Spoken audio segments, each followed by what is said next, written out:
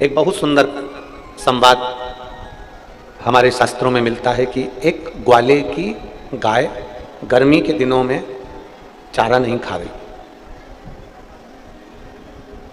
क्योंकि उस गाय का नियम था कि वह हरा चारा ही खाती थी। अब गर्मी में कहां से हरा चारा मिलेगा? गर्मी में तो केवल सूखा भूसा मिल जाता है। अब ग्वाला भूसा गाय को देता है, पर गाय खाती नहीं। गाय दुबली हो गई एकदम, और गाय का जो मालिक था वो बड़ा दुखी हो गया कि मेरी गाय भूखी रहती है, कुछ खाती नहीं है, भूसा खाती नहीं है, सूखा चारा खाती नहीं। इसको तो हरी घास चाहिए, हरी दूबा चाहिए। अब गर्मी में, बैसाख के महीने में इतनी गर्मी में कहां से हम हरी दूबा हरी घास लाएंगे? गाय एकदम दुबली हो गई, उसकी हड्डियां दिखने लगी, मांसपेशियां नहीं दिख रही। दुखी था, बैठा था। उसके मित्र ने पूछा कि तू इतना दुखी क्यों हो गया? तो उसने कहा मेरी गाय कुछ खा नहीं रही है। वह हरा चारा खाती थी, पर अब गर्मी में हरा चारा नहीं मिलता, भूसा ही भूसा है, तो भूसा खा नहीं रही। उसने कहा इतनी सी बात, चल मेरे गुरुजी के पास चलते। गुरुजी के पास गए। गुरुदेव ने पूछा क्या बात है भाई, क्यों आना हुआ? कहा इसकी गाय चारा नहीं खा रही। गाय चारा नहीं खा रही? नहीं खा रही। अब क्यों नहीं खा रही? उसकी आदत में है, वो हरा चारा खाती है और ये सूखा भूसा गाय नहीं खा रही, इसलिए दुबली हो गई है वो। अब करूं तो करूं क्या? गुरुजी ने कहा एक काम करो, उसके लिए चारे का कलर चेंज कर दो। व्यक्ति ने कहा इतने सारे चारे का कलर कैसे बदलूंगा मैं? गुरुजी ने कहा चारे का कलर चेंज करने के लिए चारे में कलर डालने की जरूरत नहीं है। गाय की आंखों पर हरे कलर की पन्नी चढ़ा दो, तो वो जो पन्नी से देखेगी तो उसको चारा ही हरा ही नजर आएगा, तो वो खा लेगी। अब बहुत ध्यान देना इस चरित्र को, केवल गाय के चरित्र से अपने को अपना चरित्र देखना। ये पूरी दुनिया भूसा है। आप इसको ग्रहण करना चाहते हो, आप इसको बदलना चाहते हो। मैं अपने भाई को बदल लूं, मैं अपनी मम्मी को बदलूं, मैं अपने पापा को बदलूं, मैं उनका रहने का तरीका बदलूं, मैं अपने घर को बदलूं, मैं अपने काका को बदलूं, मैं अपनी ताऊ को बदलूं, मैं अपने मामा को बदलूं, मैं अपनी बुआ को बदलूं। सारी दुनिया दूसरे को बदलने में लगी है। शिव महापुराण की कथा कहती है किसी को मत बदलो, ये भूसा भूसा ही रहेगा, दुनिया ऐसी ही रहेगी, बस अपनी आंखों पर शिव पुराण का चश्मा चढ़ा लो। मेरा सासू माओं से निवेदन है, आप बहू को बदलने का प्रयास मत करो, और बहुओं से निवेदन है तुम सास को बदलने का प्रयास मत करो। एक काम आज अच्छे तरीके से कर लो, हम अपने आप को बदलेंगे, हमें दूसरे से मत। और तुम बदल कर देखो, फिर मजा आएगा। तुम बदल कर देखो, फिर जिंदगी जीने का एक आनंद आएगा। तुम बदल कर देखो अपने आप को, और जिस दिन तुमने अपने आप को बदल लिया उस दिन जीवन का आनंद है। और पर करें तो करें क्या महाराज? हम सबको बदलना चाहते हैं, पर अपने आप को हम कभी बदलना नहीं चाहते। जब हम अपने आप को नहीं बदल सकते तो दुनिया कैसे बदलेगी? गायत्री परिवार वाले कहते हैं हम सुधरेंगे, जम जम के बोलो जरा, हम सुधरेंगे युग सुधरेगा। हम बदलेंगे युग बदलेगा। हम बदले तो पहले। शंकर भगवान का मंगल विवाह हो गया माता पार्वती जी के साथ में।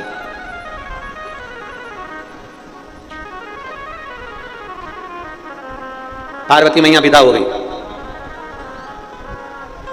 शंकर भगवान के साथ में माता पार्वती जी जब कैलाश पर आई तो शेर पर बैठकर पार्वती जी अलग आई और शंकर भगवान नंदी पर बैठकर अलग आए थे क्या? जम के बोलो जरा। नहीं, शंकर और पार्वती काय पे बैठ के आए थे विदाई के समय पे? बोलो बोलो जम के। नंदी पर। शिवजी ने पार्वती जी का हाथ पकड़ा और नंदी पर बिठाया। नंदी कौन? श्रीमद् भागवत में नंदी को क्या कहा गया? शिव महापुराण में नंदी को क्या कहा गया? नंदी कौन? धर्म। बैल कौन? धर्म। श्रीमद् भागवत में वर्णन आता है 4 चरण धर्म के। नंदी कौन है? धर्म। पार्वती जी काय पर बैठी हैं? जम के बोलो जरा। शंकर जी के साथ काय पे बैठी विदाई के समय पर? सब बोलो जितने बैठे हो यहां पर। नंदी पे। अब आपको बोलना नंदी पर नहीं, अब आपको बोलना है धर्म पर। पार्वती जी काय पर बैठी है? धर्म पर। नंदी मतलब दर्द। शिव जी को क्या पड़ी थी? उन्होंने डोली में नहीं बिठाया, उन्होंने रथ पर नहीं बिठाया, उन्होंने शेर पर नहीं बिठाया। शंकर भगवान ने पार्वती जी को नंदी पर बिठाया, धर्म पर बिठाया, क्योंकि अभी तक ये पार्वती केवल एक साधारण सी नारी थी। मेरे साथ शादी हो गई, मेरी घरवाली हो गई, मेरी पत्नी हो गई, पर अभी ये धर्म पर नहीं बैठी। जिस दिन ये धर्म पर बैठ जाएगी तो ये धर्म पत्नी बन जाएगी। अपनी पत्नी को धर्म पत्नी बनाने के लिए धर्म पर बिठाया गया।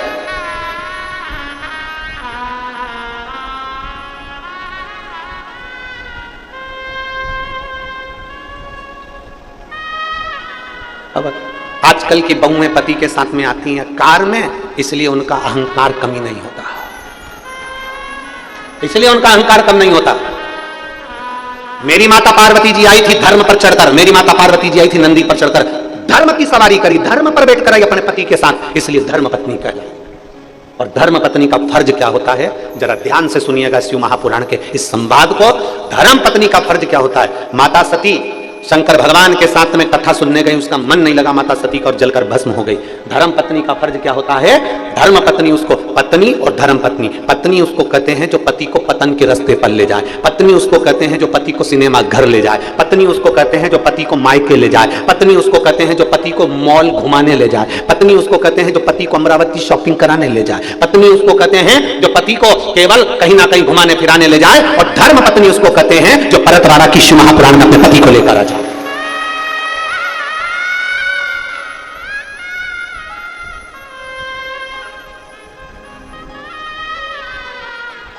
यहां इतनी बैठी हैं, आपसे निवेदन है 7 दिन में कम से कम 1 दिन धर्म पत्नी बनने का प्रयास करना। कितने दिन? 1 दिन। अपने पति के रोज कहना, सुनो भरतवाड़ा में कथा चल रही है, अपने गांव में कथा चल रही है, 40 किलोमीटर, 100 किलोमीटर, 150 किलोमीटर, चलो अपन सुन के आते हैं। नहीं, फुर्सत नहीं है, सीजन का टाइम है, अक्षय तृतीया का समय है, शादी ब्याह का समय है, नहीं मैं नहीं जाऊंगा। रोज कहो, रोज प्रार्थना करो, सुनो तो सही, अब की बार मुझे कहीं मत भेजना, पर मुझे कथा में तो लेकर चलो। तू चली जाना, किसी के साथ पड़ोसन जा रही होंगी, ये जा रही होंगी, सहेली जा रही होगी, ना तुम चलना पड़ेगा, तुम्हें चलना। 7 दिन भले तुम 6 दिन अकेली आ गई, पर 1 दिन अपने पति को लेकर आना। क्यों? क्योंकि देखो पति कमाता है, लाता है, तुम्हारे हाथ में देता है। वो कितना दुकान पर झूठ बोलता होगा, कितना कपट करता होगा, अपने परिवार को पालने के लिए क्या क्या करता होगा, ये पति जानता है। पर तुम धर्म पत्नी हो, अपने पति को अगर 7 दिन में से 1 दिन विष्णु महापुराण की कथा में लेकर आ गए तो खुद भी वैकुंठ गई और पति को भी वैकुंठ लेकर गई है, कहीं भटकने नहीं दिया है। सावित्री का पथ तुम्हारा पथ है, अनसुईया का पथ तुम्हारा पथ है, जानकी जी का पथ तुम्हारा पथ है, राधा जी का पथ तुम्हारा पथ है। वो पथ तुम्हारा छूटना नहीं चाहिए।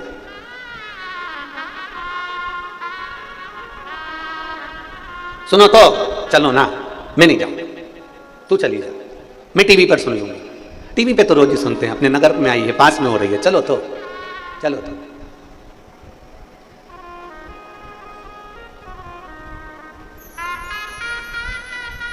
थोड़ा चिड़चिड़ करेगा, गुस्सा करेगा, क्रोध करेगा, उनसे कहना चलो अच्छी बातें, तुम कथा में नहीं चलो, कोई बातें मत चलो, पर मेरे साथ शंकर के मंदिर तो चलो, उतना ही चलो, बहुत शिव के दरवाजे तक तो जाओ, शिव की चौखट तक तो पहुंचो। पत्नी और धर्म पत्नी में अंतर है। पार्वती मैया धर्म पत्नी थी, इसलिए जैसे ही शादी कर आई नंदी पर बैठ कर आई, नंदी पर बैठ कर आते से ही माता पार्वती मैया जैसे नंदी पर बैठ कर आई, शंकर भगवान ने नंदी पे से पार्वती जी को नीचे उतारा। नीचे उतारने के बाद पार्वती जी से कहा चलो अब यहाँ बैठो। एक बड़ा सा ओटला बना हुआ था, उस ओटले पर पार्वती जी बैठ गई। जैसे ही वो ओटले पर पार्वती जी बैठी, 1 घंटा, 2 घंटा, 3 घंटा, 4 घंटा हो गया। पार्वती जी को जब 4 घंटे हो गए तो उन्होंने भगवान शंकर से पूछा, भोलेनाथ जी प्रभु घर कब चलेंगे? पार्वती जी ने पूछा घर कब चलेंगे? शंकर भगवान बोले यही तो घर है, यही तो घर है। पार्वती जी बोलती हैं ये तो सारा वीराना पड़ा हुआ है, ये सारा वीराना शमशान जैसा दिखता है, शमशान ये सारा वीरान पड़ा हुआ है। मेरे भोले बाबा कहते हैं पार्वती सुन, धर्म पत्नी का लक्षण होता है, एक श्रेष्ठ नारी का लक्षण होता है, अपना पति का घर कैसा भी होना, वो वीराना भी होना, तो उसको स्वर्ग जैसा बनाने की जवाबदारी उसकी धर्म पत्नी की होती है।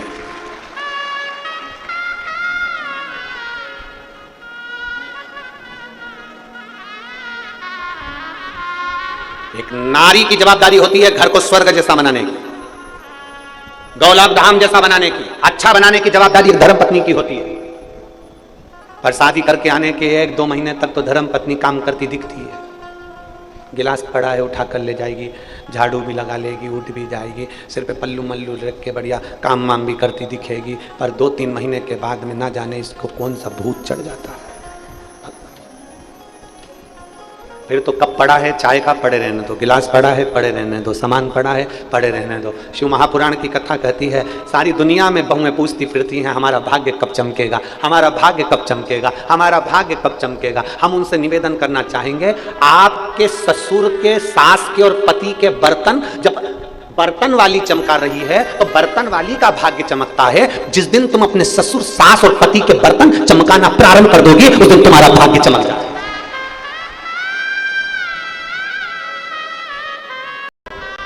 दुनिया के लोगों का तो एक जगह पर जमीन रहती है, एक जगह पर नाम रहता है, जहां जाओ वहां शमशान मिल ही जाता है, और शमशान 1, 2, 3 तो मिलेंगे ही सरी।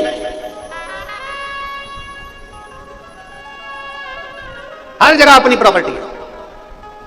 तो पार्वती जी ने तुरंत देवाधिदेव महादेव से कहा, भोले बाबा आप ये बताएं कि आप रहते कहां हो।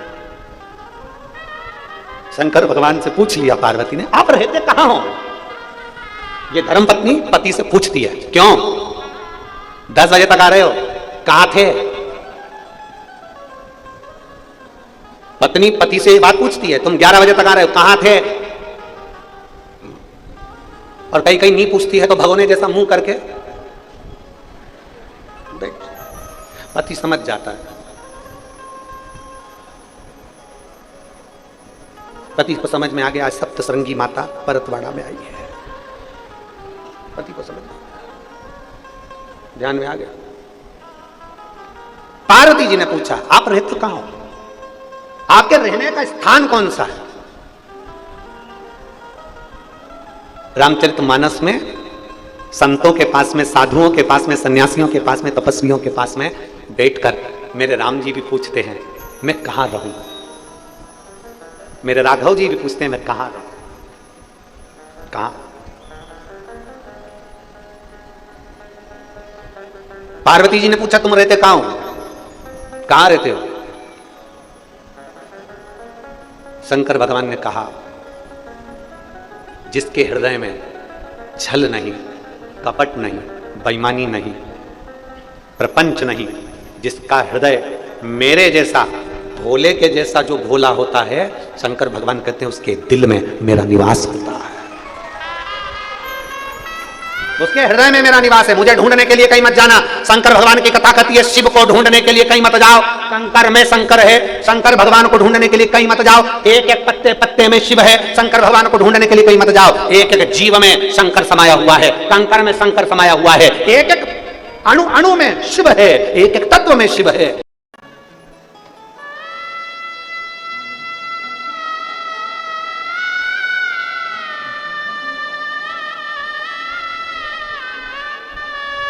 कहां रहते हो बोले ना, शंकर जी कहते हैं अपने भक्त के दिल में, अपने भक्त के हृदय। यहां जितने बैठे हो ना, सबके दिल में शिव बैठा है।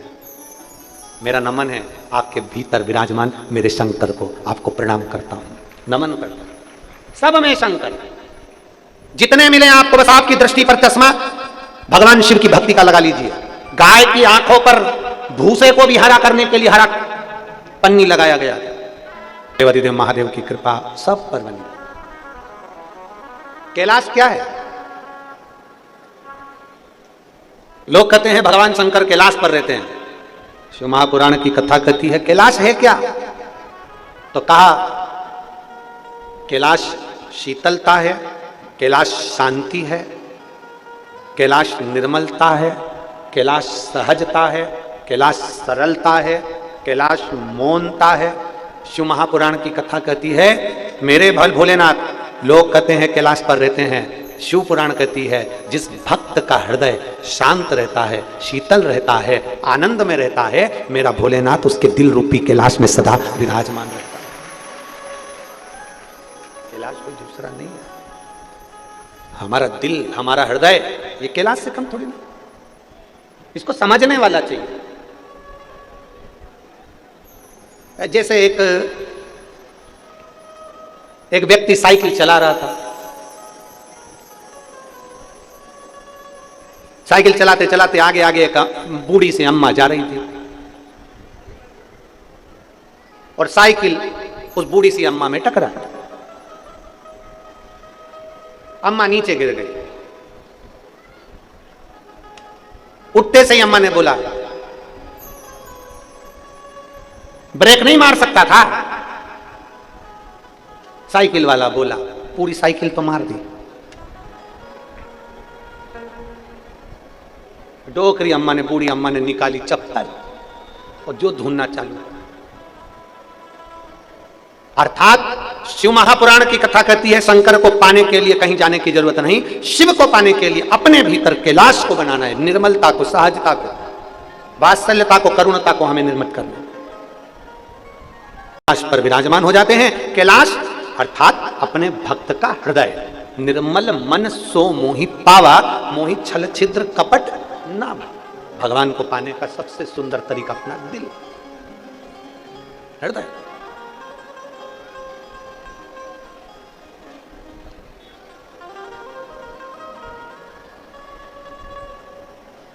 आज के जमाने में हर व्यक्ति कहता जरूर है कि मैं शिव जी का हूं, शंकर मेरे हैं, मैं शंकर का, शंकर मेरे हैं, पर वो अपनी ओरिजिनलिटी में शंकर का नहीं हो पाता। वो केवल दिखावे से होता। और तो भी शिव पुराण कहती है कैसे भी हो, दिखावे से हो चाहे कैसे हो, पर शंकर के हो तो।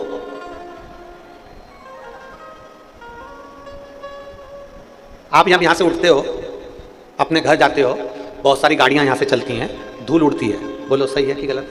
जम के तो बोलो जरा। धूल उड़ती है। आप जब धूल को क्या करते हो? झड़ा देते हो। वो धूल है इसलिए उसको जड़ाया। और मान लो उस धूल में पानी मिल जाए तो वो धूल रहेगी क्या? क्या बन जाएगी? मिट्टी। और मिट्टी बन गई तो किसी ने उसकी मूर्ति बना ली, और मूर्ति बन गई तो वो मंदिर में पूजा गई। उसकी मूर्ति बनाई और पूज ली। शिव महापुराण की कथा कहती है संसार में जब तक रह रहे हो धूल की तरह हो, संसार में जब तक रह रहे हो धूल के तरह हम उसमें निवास कर रहे हैं। पर जिस दिन मेरे शंकर भगवान की भक्ति का जल इस शरीर पर, मेरे भगवान शिव की भक्ति का जल जब इस धूल पर पड़ जाता है तो ये शरीर भी भगवान शंकर का मंदिर बन जाता है, अर्थात वो मूर्ति के रूप में पूजा जाता है। धूल धूल है, पर उस धूल में भगवान की भक्ति का जल अगर मिल गया, उस धूल में भगवान की शिव भक्ति का जल अगर मिल गया तो वो धूल केवल धूल नहीं रहती, वो मिट्टी बन जाती है। मिट्टी मूर्ति का निर्माण कर देती है। मिट्टी मूर्ति का निर्माण कर देती। अपने भीतर भगवान की अविरल भक्ति रूपी धारा को थोड़ा सा समाहित करिए। थोड़ा सा करा। मेरे देवाधिदेव महादेव, मेरे भगवान शंकर पार्वती जी के साथ में विराजमान होते हैं कैलाश पर। समय बीतता है, जैसे समय बीता माता पार्वती जी के साथ में विराजमान थे और भगवान षडानंद कार्तिकेय को भेज दिया, तारकासुर का वध कर दिया। पर एक बात माता पार्वती जी ने शिव जी के सामने कार्तिकेय जी से कही। एक महादेव से कह रही हैं, शिव जी ये तारकासुर जिसको मारने के लिए षडानंद कार्तिकेय जा रहे हैं, ये तारकासुर ये कोई साधारण नहीं है। ये तारकासुर कोई साधारण नहीं है। ये तारकासुर के हृदय में शिव समाया हुआ है। तारकासुर के हृदय में शंकर समाया हुआ है। यदि भूलवश भी षडानंद कार्तिकेय जी ने अगर बाण छोड़ दिया, डीले कम करो भाई, षडानंद कार्तिकेय जी ने अगर बाण छोड़ दिया भूलवश, और अगर उस तारकासुर के हृदय में, तारकासुर के दिल में अगर वो बाण लग जाता है तो उसमें तारकासुर को तो बाण लगा ये दुनिया जानेगी, पर तारकासुर के भीतर, तारकासुर के हृदय में जो भगवान शंकर विराजमान है, बाण तो शिव को लगेगा ना। आज एक बात अक्षय तृतीया पे सीख कर जाइए इस कथा के पंडाल से। इस कथा के पंडाल से आज एक बात सीख कर जाओ। सब में शंकर को देखो, सब में शंकर। जब आप सब में शंकर को देखोगे ना और अपने अंदर भी शिव को देखना, तो दुनिया के लोग अगर आपको गाली भी दे रहे हैं ना, दुनिया के लोग आपको ताना भी दे रहे हैं, दुनिया के लोग आपको अपशब्द भी कर रहे हैं, दुनिया के लोग आपको आड़ा टेढ़ा बोल रहे हैं, दुनिया के लोग अगर आप पर कमेंट्स कर रहे हैं, दुनिया के लोग आप पे उंगली उठा रहे हैं, दुनिया के लोग अगर आपको ताना दे रहे हैं, गाली दे रहे हैं, अपशब्द कर रहे हैं, ताना दे रहे हैं, तो ये मान कर चलना जिस दिन आपने परख लिया कि मेरे भीतर भी शिव है और सबके भीतर शिव है, तो आपको समझ में आ जाएगा कि दुनिया के लोगों ने आपको गाली नहीं दी है, आपके अंदर बैठे हुए शंकर को अपशब्द कहा है। सारी समस्या का हल, जरा जम के बोलिए, सारी समस्या का हल जिस दिन समझ गए कि शंकर भगवान हमारे भीतर विराजमान है, हमको किसी ने गाली नहीं दी, हमको किसी ने अपशब्द नहीं कहा, हमको किसी ने ताना नहीं दिया, हमको किसी ने अपशब्द नहीं बोला, हमको किसी ने आड़ा टेढ़ा नहीं बोला, बोला तो देवाधिदेव महादेव को।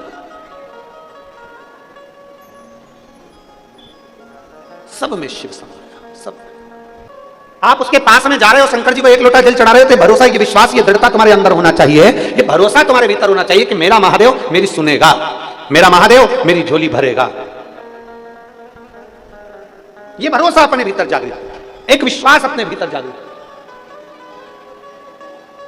माता पार्वती जी बोल रही है, माता पार्वती जी ने शिव जी से कहा, निवेदन कर बाबा, ये षडानंद कार्तिकेय जा रहा है, कार्तिकेय तुम जाओ, पर तारकासुर के हृदय में बाण नहीं लगना चाहिए, तारकासुर के हृदय में बाण नहीं लगना चाहिए, उसमें मेरा शिव बैठा है। परसों की कथा में कहा था, शंकर भगवान ओघड़दानी को कोई अपशब्द बोले, शंकर भगवान सह लेते हैं। शिव जी को कोई अपशब्द बोले, शंकर भगवान सह लेते हैं। शंकर भगवान को कोई ताना दे, शंकर भगवान सह लेते हैं। शिव महापुराण की कथा में परसों कहा था, शिव जी को ताना दिया, शिव जी को अपशब्द कहा, शंकर सह लेते हैं। और शिव पुराण कहती है, शंकर के भक्त को कोई कुछ कहे तो शंकर सह नहीं पाते, शिव नहीं सह सकते, ओघड़दानी नहीं सह।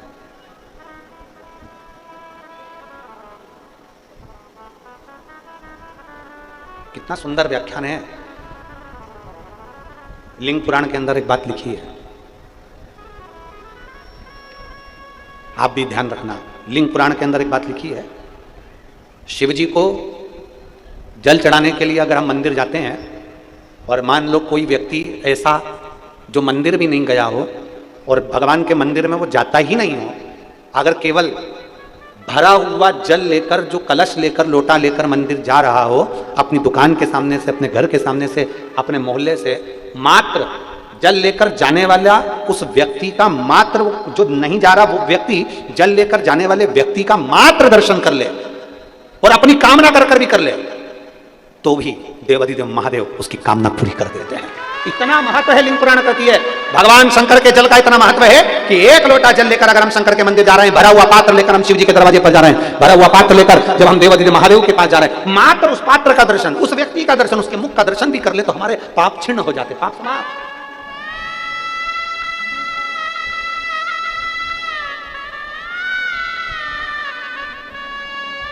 और कोई भेद नहीं।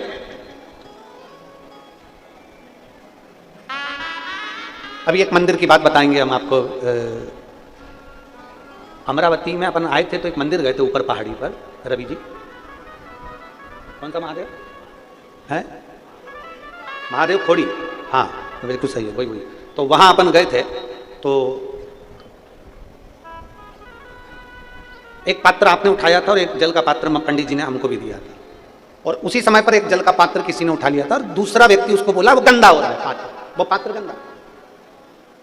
जरा समझिएगा, बहुत सुंदर संवाद है आपके और हमारे जीवन के संवारने के लिए, और जितने आस्था चैनल पर सुन रहे हैं उन सब के लिए है ये बात। शिव महापुराण की कथा कहती है, जल चढ़ रहा है और कोई व्यक्ति ने कहा वो पात्र गंदा है, वो रखा मंदिर के अंदर ही है, बस ये है कि थोड़ा सा काला हो रहा होगा, तांबे का था, थोड़ा सा काला पड़ गया, गंदा। शिव महापुराण की कथा कहती है, कितना भी गंदे से गंदा व्यक्ति, कितना भी कपटी से कपटी व्यक्ति, कितना भी बेईमान से बेईमान व्यक्ति, कितना भी बेकार से बेकार व्यक्ति भी अगर तुम्हारे सामने शंकर भगवान को जल चढ़ा रहा है, तो तुम्हारे भीतर उसके प्रति गलत भाव नहीं आना चाहिए। हमारा करा गया जल चढ़ाना, हमारा करा गया पुण्य, हमारा करा गया सत्कर्म, यहां तक शिव पुराण कहती है, शंकर जी के मंदिर में अगर कोई गलत बेलपत्र चढ़ा रहा है, आपको नहीं टोकना है। अगर वो गलत फूल चढ़ा रहा है, आपको नहीं टोकना है। अगर वो गलत बेलपत्र पुष्प समर्पित कर रहा है, आपको नहीं टोकना है। गलत तरीके से जल चढ़ा रहा है, आपको नहीं टोकना है। टोकना कब है? जब वो जल चढ़ाकर बाहर निकल जाए। भगवान के सामने नहीं टोकना है, बाहर निकलने के बाद कहिए, काकी जी आज आपने जो बेलपत्र चढ़ाई ना वो गलत चढ़ाई है, ऐसे चढ़ाना थी। काकी जी आपने धतूरा चढ़ाया ना वो गलत चढ़ाया, उसको ऐसे चढ़ाना था। काकी जी आपने जो जल चढ़ाया ना वो गलत चढ़ाया, उसको ऐसे चढ़ाना था। कल हमने कथा में वर्णन करा था द्विजेश्वर महादेव का, नाम बोलो जरा, द्विजेश्वर महादेव। तो हमने जल चढ़ाने का आपको तरीका बताया था कि भाई यहाँ से जल चालू हुआ, फिर इधर पर गया, जाने के बाद वापस इधर पर चले गया, फिर वो जल वापस यहीं से चालू होकर यहाँ आया, फिर तुम जहाँ खड़े हो वहीं से जलाधारी शिवलिंग पर आ गई। ऐसा द्विजेश्वर महादेव का हमने वर्णन करा। तो क्यों उसका वर्णन करते हैं कि हम भगवान के सामने अगर कोई चढ़ा भी रहा है ना जल, तो हम कभी बोलेंगे नहीं कि भाई ये तुम गलत चढ़ा रहे हो, किससे, फिर तुमने जैसा चढ़ाया मेरे भोलेनाथ ने वैसा स्वीकार कर लिया। पर प्रयास करो देवाधिदेव महादेव के सामने, भगवान शंकर के सामने, भगवान शिव के सम्मुख में कभी भी इतना याद रखिए, इतना अपने मन के अंदर रखना कि हमें भगवान देवता देवाधिदेव महादेव के सामने कभी किसी के अंदर जल के पात्र में भी खोट नहीं देखना है, तो दुनिया में तो खोट देखने की बात ही दूसरी। एक प्रार्थना महादेव से हमेशा करते हैं, बाबा पुरुष की जेब खाली मत रखना और नारी की गोद खाली मत रखना। जिस पुरुष की जेब खाली होती है ना, उसका कहीं सम्मान नहीं होता। उसकी जेब में पैसा नहीं होता ना, तो घर के लोग भी नहीं पूछते और बाहर के भी नहीं पूछते। जिस नारी की गोद खाली होती है ना, उसको बहुत सुनना पड़ता है, उसको बहुत सहना पड़ता है। प्रतिदिन हम बाबा से निवेदन करते हैं, हमारे कुबेर भंडारी से रोज का निवेदन हम यही करते हैं, बाबा किसी पुरुष की जेब खाली मत रखना और किसी नारी की गोद खाली मत रखना, तू भर कर रखना। नारी का सम्मान उसकी गोदी में बच्चा है तो सम्मान है, और पुरुष का सम्मान उसकी जेब में पैसा है ना, तो दुनिया पूछती है, वरना अपने भी नहीं पूछते हैं। इसलिए भगवान तारकासुर को मारने के लिए जब कार्तिकेय भगवान जा रहे हैं तो उनसे कह रही हैं, सुनो कार्तिकेय, हृदय में उनके शिव समाया है, उस पर बाण ना छूटे, शरीर में बाण लगे और हृदय में ना लगे। जिसके दिल में शंकर बैठ जाता है, उसका दिल फिर कहीं हॉस्पिटल में खुलता नहीं है। उसका दिल शिव में लग गया तो फिर कहीं लगता नहीं है। एक इस मन को लगाओ तो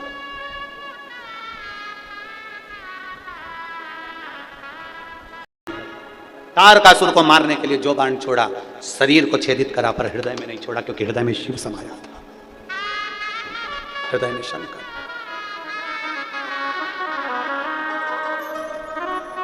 और भगवान तारकासुर तो प्राण छूट गए, तारकासुर तो मर गया। शिवजी ने कार्तिकेय बाबा को अपने हृदय से लगाया, अपने हृदय से लगाया। षडानंद कार्तिकेय ने हाथ जोड़कर अपने पिताश्री के चरणों को नमन करा, भगवान देवाधिदेव महादेव को प्रणाम किया,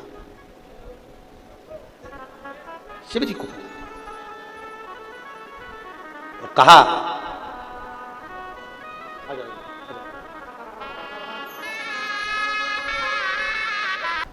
शिव कथा कहती है, जो शिव भक्त का कभी मन नहीं दुखाता, मेरा देवाधिदेव महादेव उसको अपने हृदय से जरूर लगाता। समय आया, विदल और उत्पल ये दो असुर है, और ये माता पार्वती को देखकर आसक्त हो, पार्वती जी को देखकर उनकी ओर आसक्त।